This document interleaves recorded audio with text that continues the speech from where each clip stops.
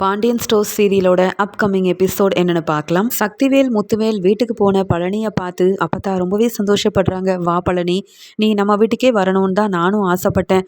வாப்பா பழனின்னு உள்ள கூப்பிட்டு உபசரிக்கிறாங்க. ஆனால் பழனியோட முகம் சரியில்லை. பழனி கண் கலங்கி போய் நிற்கிறத பார்த்துட்டு, ஏன்பா பழனி, நீ நம்ம வீட்டுக்கு தானே வந்திருக்க, நீ எதுக்காகப்பா அழுகிற அப்படின்னு கேட்க, அதா நான் நம்ம வீட்டுக்கு வரணும்னு நினச்சி கூட பார்க்கல. ஆனால் மச்சான் என்னை புரிஞ்சிக்காம இந்த வீட்டை விட்டு வெளியில் போன்னு சொல்லி என்னை வெளியில் அனுப்பிட்டாரு. நான் எந்த தப்புமே செய்யலை. நான் மச்சான் குடும்பத்தை விட்டு பிரிஞ்சு இந்த வீட்டுக்கு வருவேன்னு எதிர்பார்க்கவே இல்லை. மச்சான் எதுக்காக அப்படி சொன்னார் செஞ்சாருன்னு புரியல அப்படின்னு சொல்லி ரொம்பவே கண் கலங்கிக்கிட்டே இங்கே நடந்த எல்லாத்தையுமே அப்பத்தா கிட்ட சொல்லும்போது அங்கே சக்திவேல் முத்துவேல்னு 2 பேருமே வந்துடுறாங்க. என்ன பழனி, பேக்கோட வந்து நிற்கிற, பையோட நீ வரமாட்டியே, எங்கள் வீட்டுக்கெல்லாம் வரமாட்டேன்னு சொல்லிட்டு இருந்த நீ இப்போ என்ன இங்கே வந்திருக்க அப்படின்னு சக்திவேல் கேட்க, வேற வழி தெரியல, எங்கே போகிறதுன்னு புரியாம தான் இங்கே உங்கள் வீட்டுக்கு வந்திருக்கேன்.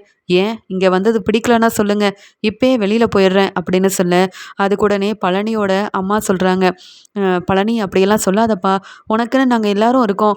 நீ எப்பயுமே கோமதி வீட்டில் இருந்துட்ட, ஆனால் உங்கள் அண்ணனுங்க கூட இருந்தால் தான் உனக்கு கல்யாணம் நடக்கும். அதனால நீ இங்கேயே இருப்பா, உனக்கு எல்லா நல்ல விஷயமும் நடக்கணும்ல அப்படின்னு சொல்ல, கல்யாணம் நடக்கலனாலும் பரவாயில்ல, நான் மச்சான் வீட்டில் சந்தோஷமாக தான் இருந்தேன். ஆனால் மச்சான் எதுக்காக என்னை வெளியில் அனுப்புனாருன்னு இப்போ வரைக்கும் எனக்கு புரியல அப்படின்னு சொன்னதை இங்கே சக்திவேல் கேட்டுட்டு சிரிச்சுக்கிட்டே, அப்படி சொல்லு பழனி, அப்போ நீ ஏன் ஆசைப்பட்டு அண்ணன்களோட வீட்டுக்கு போகணும், அவங்களுக்கு துணையாக இருக்கணும், அவங்களுக்கு உதவி செய்யணும் அப்படின்னு நினச்சி இங்கே வரலை. அந்த பாண்டியன் உன்னை வீட்டை விட்டு வெளியில் போக சொல்லிட்டானா, இப்படி தான் நடக்கணும் எனக்கு முன்னமே தெரியுமே. அவன் வேலை வாங்குற வரைக்கும் வேலை வாங்கிட்டு இப்போ நீ அங்கே வேண்டாம், இப்போ உனக்கு கல்யாணம் வேற நின்று போச்சு, சொந்தக்காரங்க அக்கம் பக்கத்தில் உள்ளவங்கலாம் கேள்வி கேட்க ஆரம்பிச்சிருவாங்கன்னுட்டு அசிங்கப்பட்டு உன்னை வீட்டை விட்டு வேற வெளியில் போக சொல்லிட்டானா, அதனால நீ உடனே பையை தூக்கிட்டு இங்கே வந்துட்ட, அப்படிதானே? அப்போ எங்கள் மேலே உள்ள பாசத்தில் நீ இங்கே வரலை அப்படின்னு சக்திவேல் கேட்க, அதுக்கு பழனி எதுவுமே பேசாமல் கண் கலங்கி நிற்கிறாரு. உடனே முத்துவேல் சொல்கிறாரு, இப்போயாவது அந்த பாண்டியனோட மனசை பற்றி புரிஞ்சுக்கிட்டு நீ இங்கே வந்தியே அது வரைக்கும் போதும். நம்ம 3 பேருக்குன்னு அப்பா எவ்வளவோ சொத்தை சேர்த்து வச்சுருக்காங்க. இது எல்லாமே எனக்கும் சக்திக்கும் மட்டும் இல்லை பழனி, உனக்கும் தான். உனக்கு சீக்கிரமாகவே நம்ம அம்மா ஆசைப்பட்ட மாதிரியே ஒரு கல்யாணத்தை மட்டும் நடத்தி வச்சிட்டோன்னா அப்புறம் நீ நிரந்தரமாக இங்கேயே இருந்துடலாம். எங்களை பற்றி நீ தப்பாக நினைக்காத, உன் கல்யாணத்தை நிப்பாட்டணும் நாங்கள் எதுவுமே செய்யலை. உன் மேலே எங்களுக்கு மட்டும்தான் உரிமை இருக்குன்னு காட்டுறதுக்காகவும், அந்த பாண்டியனை அவமானப்படுத்துறதுக்காகவும், இனி அந்த பாண்டியன் நம்ம வழியில் வரக்கூடாதுன்றதுக்காகவும் தான் இப்படி செஞ்சோம் அப்படின்னு சொல்லும்போது, நல்லா செஞ்சீங்க. அங்கே மச்சான் என்னை வீட்டை விட்டு வெளியில் போக சொல்கிறாரு. இப்பையும் நீங்கள் பாண்டியன் மச்சான் மேலே உள்ள கோவத்தில் என்னை நல்லபடியாக கல்யாணத்தெல்லாம் செஞ்சு வச்சு இங்கே மச்சானை அவமானப்படுத்தணும்னு நினைக்கிறீங்க. நடத்துங்க நடத்துங்க, எல்லாரும் எனக்கு என்னென்ன பிடிக்கலையோ எல்லாத்தையுமே செய்யுங்க. நானும் நீங்கள் சொல்கிற எல்லாத்தையுமே கேட்டுக்கிறேன், வேறு வழி இல்லையே. ஏன்னா எனக்கு தான் போகிறதுக்குன்னு ஒரு இடம் இல்லையே அப்படின்னு சொல்லி கண் கலங்கிக்கிட்டே இருக்க, உடனே அப்பத்தா சொல்கிறாங்க, சக்தி இப்போ தான் பழனி மனசு மாதிரி நம்ம வீட்டுக்கே வந்துட்டானே. நீங்கள் தான் சொன்னீங்கல்ல, பழனி இங்கே வந்துட்டா கல்யாண ஏற்பாடெல்லாம் சீக்கிரமாக செஞ்சிடறோம், நம்ம வசதிக்கு ஏற்ற மாதிரியே பொண்ணெல்லாம் பார்த்துடலான்னுட்டு. நீங்கள் முதல்ல கல்யாண ஏற்பாடு செய்யுங்கப்பா, அந்த அம்மா சொல்கிறத நீங்கள் கேட்பீங்கள்ல அப்படின்னு சொல்ல, அம்மா கவலைப்படாதீங்கம்மா, இனி தம்பிக்கு எல்லா நல்லதையும் நாங்கள் பார்த்துக்குறோம் அப்படின்னு சொல்கிறாங்க சக்திவேலும் முத்துவேலும். இதெல்லாம் பார்க்குற அப்பத்தாவுக்கு ரொம்ப சந்தோஷமாக இருக்குது. பரவாயில்ல, பாண்டியன் மாப்பிள்ளை நம்ம மனசை புரிஞ்சுக்கிட்டு பழனியை நம்ம வீட்டுக்கே அனுப்பிட்டாங்க அப்படின்னு நினைக்கிறாங்க. இன்னொரு பக்கம் இங்கே குமரவேல் சொல்லிட்டு இருக்காரு, என்னப்பா இது, இங்கே சித்தப்பா வந்த உடனே கல்யாண ஏற்பாடெல்லாம் செய்யுங்கன்னு அப்பத்தா சொல்லிட்டு இருக்காங்க. அப்போ எனக்கு பொண்ணு பார்க்க மாட்டீங்க, எனக்கு கல்யாணம்லாம் பண்ணி வைக்க மாட்டீங்களாப்பா அப்படின்னு கேட்க, அதுக்குடனே சக்திவேல் சிரிச்சுக்கிட்டே, குமார், உனக்கு நம்ம வசதிக்கு ஏற்றாப்புல பொண்ணு பார்க்கணும். அது மட்டும் இல்லாமல் பொண்ணு அந்த பாண்டியன் வீட்டில் உள்ள மருமகளை விட நல்லா படிச்சிருக்கணும், நிறையா வசதி வாய்ப்போடு இருக்கணும். இப்படியெல்லாம் பார்த்து பார்த்து நான் பொண்ணை தேடிட்டு இருக்கேன். ஆனால் இந்த பழனிக்கு அப்படி இல்லை. ஏற்கனவே நடந்த நிச்சயமும் நின்றுச்சு, கல்யாணமும் வேண்டான்னு பொண்ணு வீட்டுக்காரங்களே சொல்லிட்டாங்க. அதனால ஏதோ கிடைச்ச பொண்ணை கல்யாணம் பண்ணி வைக்க வேண்டிதான். அந்த பொண்ணு படிச்சிருந்தா என்ன, வசதி வாய்ப்பாக இருந்தா என்ன, வசதி இல்லைனாலும் இங்கே வயசு அதிகமான பொண்ணையாவது பழனிக்கு கல்யாணம் பண்ணி வச்சா என் அம்மா அமைதியாக இருப்பாங்க. அதுக்கப்புறம் சொத்தை பற்றி பழனியும் பேச மாட்டான், என் அம்மாவும் பேச மாட்டாங்க. இந்த சொத்து எனக்கும் முத்துவேல் அண்ணனுக்கும் மட்டும்தான். இப்போ வந்த பழனிக்கு சொத்தை கொடுக்கணுமா அப்படின்னு என் அண்ணனும் அம்மாவும் நினச்சிட்ருக்காங்க. ஆனால் இங்கே வசதி வாய்ப்பே இல்லாத ஒரு பொண்ணை கல்யாணம் பண்ணி வச்சு பழனிக்கு எந்த சொத்துமே கிடைக்காம நான் செய்ய போகிறேன்.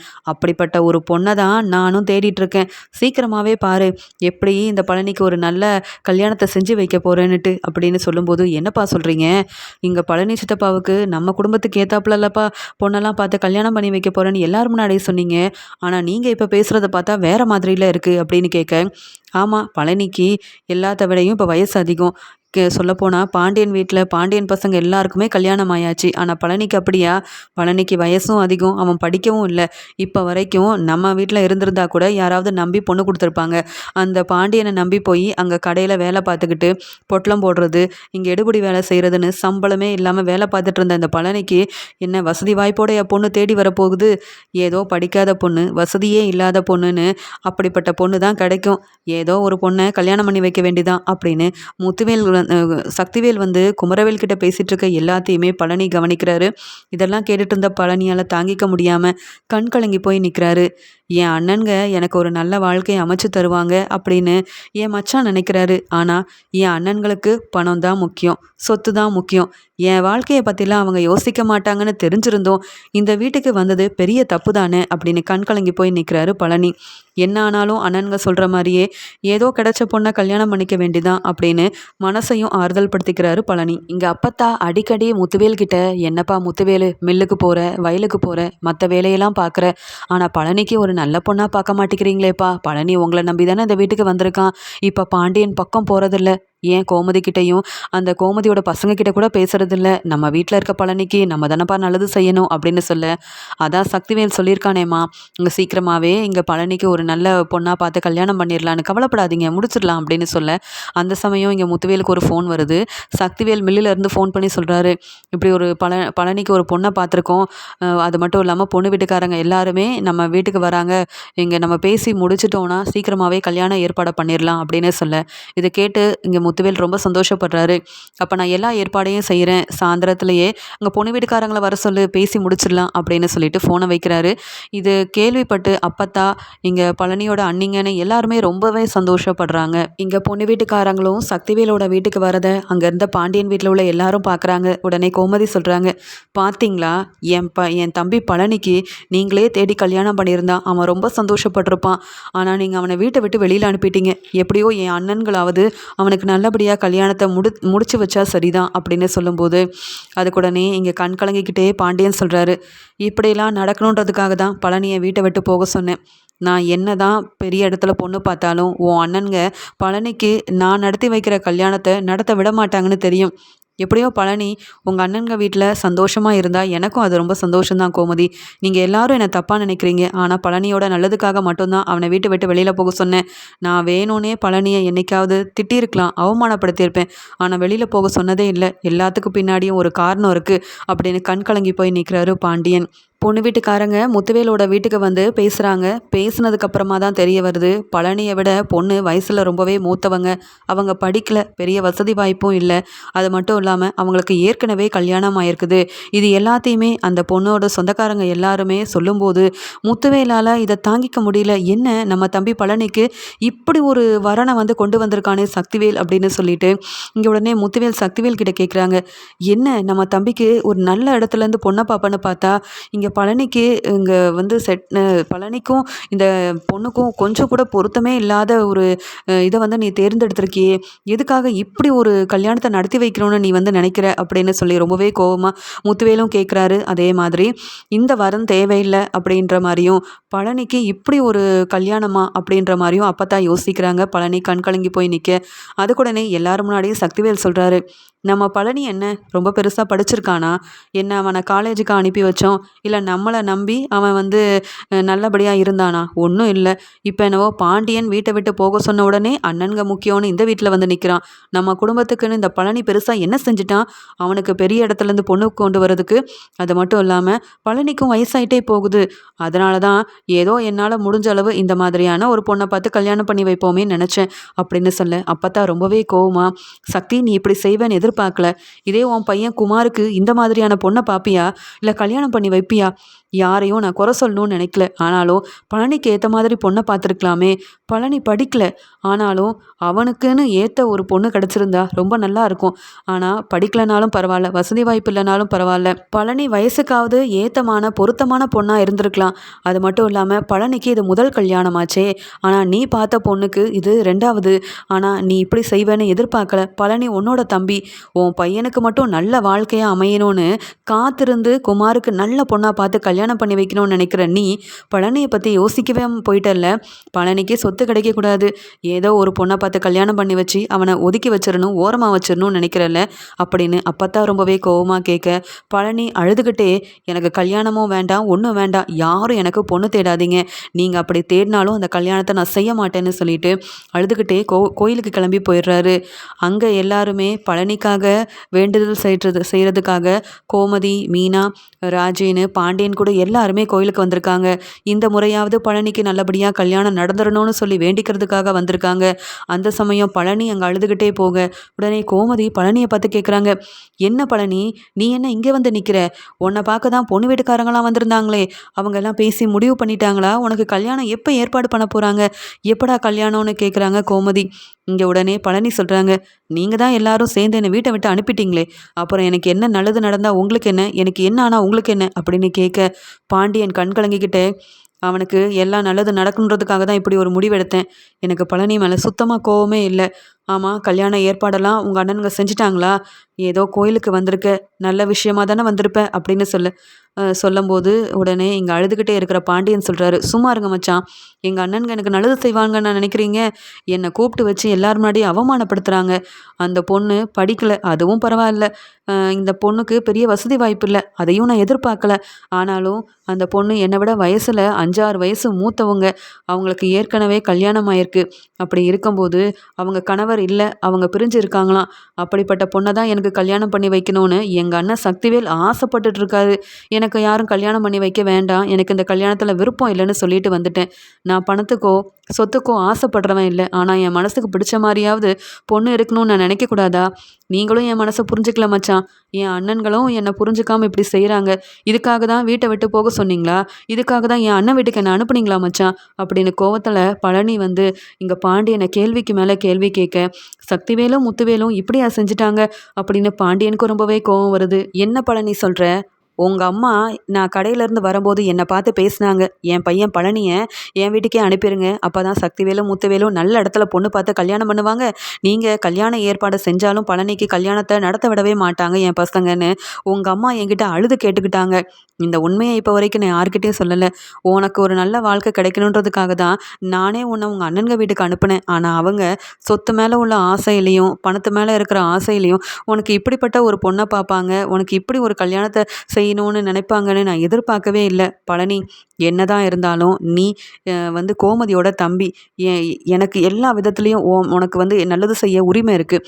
இப்போவே சொல்கிறேன், என் பொண்ணுக்கும் உனக்கும் கல்யாண ஏற்பாடு நான் செய்ய போகிறேன் அப்படின்னு சொல்ல, என்ன மச்சான் சொல்கிறீங்க?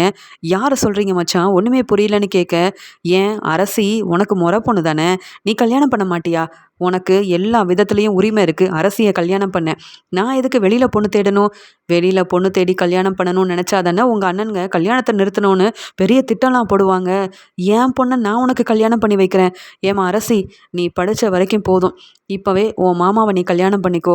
உன் மாமா அவமானப்பட்டு நிற்கக்கூடாதுன்னு நீ நினைக்கிறியாமா அரசின்னு கேட்க, அரசி அழுதுகிட்டே, அப்பா நான் அதுக்காக படிப்பெல்லாம் ஏன்ப்பா நிப்பாட்டணும், மாமாவை எப்படிப்பா நான் கல்யாணம் பண்ணிக்க அப்படின்னு கேட்கும்போது, அப்பா என்ன முடிவெடுத்தாலும் சரியாக தான் இருக்கணும் உனக்கு தெரியும்லம்மா அரசி, நீ மாமாவை கல்யாணம் பண்ணிக்கிட்டு நல்லபடியாக படி.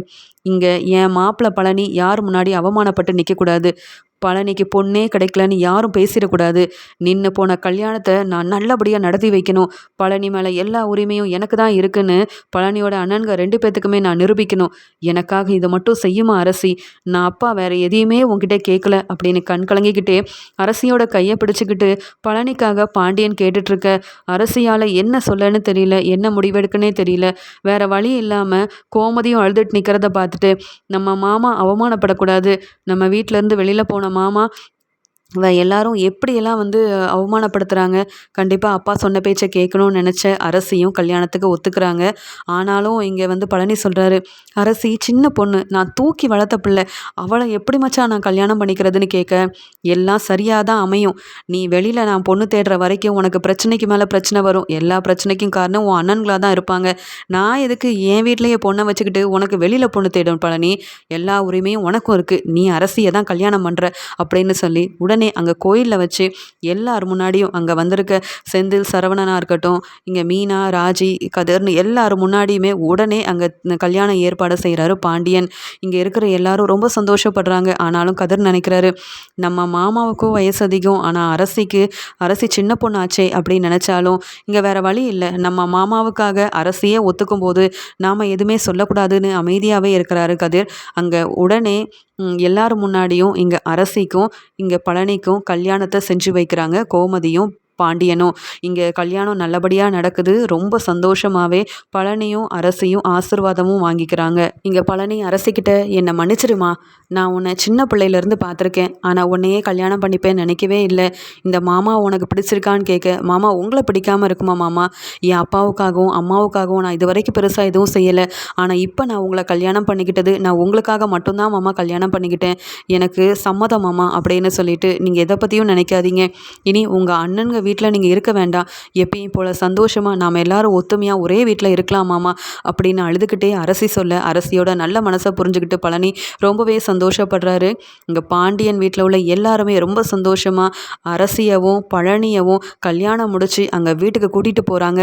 என்ன எல்லாரும் ஒத்துமையாக சந்தோஷமாக வராங்க அப்படின்னு சக்திவேல் முத்துவேல் அப்பத்தான்னு அவங்க வீட்டில் உள்ள எல்லாரும் வெளியில் வந்து பார்க்க, பழனிக்கு கல்யாணம் ஆயிருக்கு. பொண்ணு யார், வேற யாரும் இல்லை, பாண்டியனோட பொண்ணு அரசியா அப்படின்னு பேரதிர்ச்சி அடைகிறாங்க.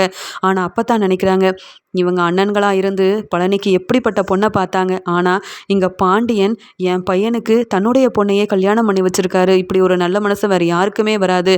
இப்படி பழனி அந்த வீட்லேயே இருக்கட்டும், நான் இந்த வீட்டில் பழனியை கூப்பிட்டது பெரிய தப்பாக போச்சு அப்படின்னு சொல்லி ரொம்பவே கோவமாக முத்துவேலையும் சக்திவேலையும் அவமானப்படுத்தி பேசுகிறாங்க. இங்கே வந்து அப்பத்தா, நீங்கள்லாம் என் பசங்கன்னு சொல்ல எனக்கு ரொம்ப அவமானமாக இருக்குது. என்னவோ நல்ல வேலை பழனிக்கு கல்யாணம் நடந்துருச்சு. என் பையன் பழனி என் பேத்தி அரசியவே கல்யாணம் பண்ணியிருக்கான். இந்த கல்யாணத்தை உங்களால் ஒன்றும் செய்ய முடியாதே. 2 பேரும் விருப்பப்பட்டு கல்யாணம் பண்ணியிருக்காங்க. உங்களால் முடியாததை அந்த பாண்டியன் செஞ்சு வச்சுட்டாரு அப்படின்னு பாண்டியனை பார்த்து இங்கே வந்து நன்றி சொல்லி கண் கலங்கி போய் நிற்கிறாங்க அப்பத்தா. இங்கே பாண்டியன் சொல்கிறாரு, இனி என் மாப்பிள்ளை வழியில் இவங்க யாரும் தலையிடக்கூடாது. என் மாப்பிள்ளைக்கு கல்யாணமே நடக்கக்கூடாதுன்னு நீங்கள் என்னன்னா செய்யலாம் நினச்சிங்க. ஆனால் என் பொண்ணையே இங்கே பழனிக்கு கல்யாணம் பண்ணி வச்சுட்டேன். இப்போ உங்களால் என்ன செய்ய முடியும்? இப்போவும் சொல்கிறேன், பழனி மேலே எல்லா உரிமையும் எனக்கு மட்டும்தான் இருக்குது. அண்ணன்களாக இருந்து நீங்கள் ஓரமாக தான் நிற்கணுமே தவிர்த்து பழனிக்கு உங்களால் எந்த நல்லதும் நடக்காதுன்னு தெரிஞ்சுக்கிட்டு தான் நானே இப்படி ஒரு முடிவெடுத்து பழனிக்கும் என் பொண்ணுக்கும் கல்யாணம் பண்ணி வச்சுருக்கேன். உங்களால் முடிஞ்சதை செஞ்சுக்கோங்க அப்படின்னு ரொம்பவே கோவமாக முத்துவேல் முன்னாடியும் சக்திவேல் முன்னாடியும் பாண்டியன் ரொம்பவே சந்தோஷமாக சொல்ல, அரசியை போய் இந்த பழனிக்கு கல்யாணம் பண்ணி வச்சுட்டானே இந்த பாண்டியன், என் பையன் குமாருக்கு எப்படியாவது அரசியை பேசி கல்யாணம் பண்ணி வைக்கணும். அந்த அரசி நம்ம வீட்டுக்கு வந்ததுக்கப்புறமா பாண்டியனை அவமானப்படுத்தணும்னு என்னெல்லாம் திட்டம் போட்டேன். ஆனால் அந்த அரசிக்கும் பழனிக்கும் கல்யாணம் ஆயிடுச்சே, நம்ம நினச்சது ஒன்று நடந்தது ஒன்றால் ஆயிடுச்சு அப்படின்னு பாண்டியன் முன்னாடியும் பழனி முன்னாடியும் இங்கே அவமானப்பட்டு நிற்கிறாரு முத்துவேலும் சக்திவேலும். இங்கே தனக்கு இப்படி பாண்டியன் கல்யாணம் பண்ணி வைப்பாருன்னு எதிர்பார்க்காத பழனி ரொம்பவே சந்தோஷத்தில் இருக்கிறாரு.